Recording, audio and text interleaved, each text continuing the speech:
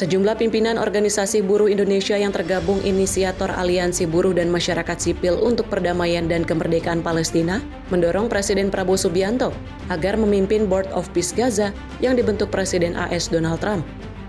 Para buruh menilai Indonesia yang paling layak memimpin BOP Gaza. Selain karena sebagai negara muslim terbesar di dunia, Indonesia salah satu pendukung utama kemerdekaan Palestina.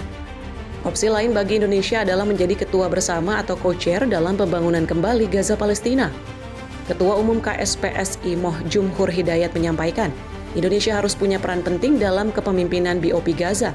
Hal ini harus dilakukan untuk menjaga tujuan didirikannya Board of Peace.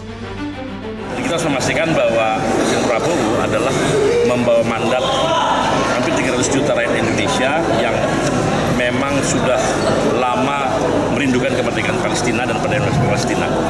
Karena itu kita ingin memperkuat peranan Indonesia karena sekarang Presiden Prabowo, maka Presiden Prabowo juga menurut kami adalah yang paling berhak untuk ikut serta menentukan kebijakan dan langkah BOP. Salah satunya apa?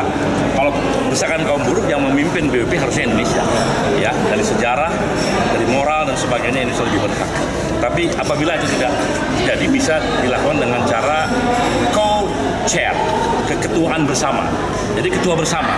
Jadi Indonesia menjadi salah satu ketua, Donald Trump ketua, mungkin ada satu yang lain menjadi ketua. Itulah yang memimpin. Karena kalau tidak, nanti kita tahu Amerika itu kan bagian dari masalah dalam perjuangan kemerdekaan Palestina.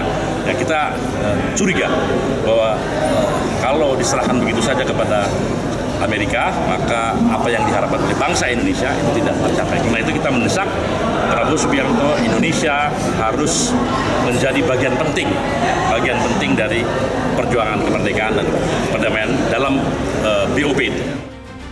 Buruh Indonesia juga mendorong pemerintah RI agar setiap sen atau setiap rupiah yang disumbangkan untuk pembangunan kembali Gaza sepenuhnya dimaksudkan untuk kepentingan warga Gaza, termasuk melibatkan pekerja-pekerja warga Gaza atau Palestina dalam rekonstruksi Gaza.